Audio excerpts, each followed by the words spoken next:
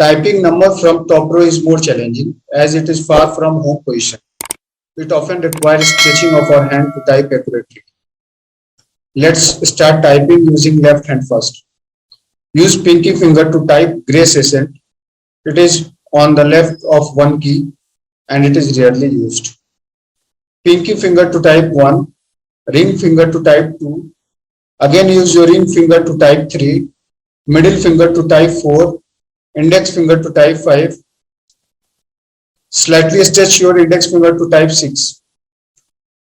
Now begin with the right hand.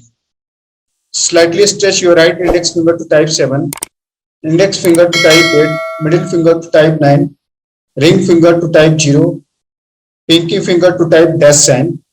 Slightly stretch pinky finger to type equal sign. Finally, use your pinky finger to delete using backspace key. Remember to return to home key position after typing any number, as returning to home key position is a fundamental to improve speed.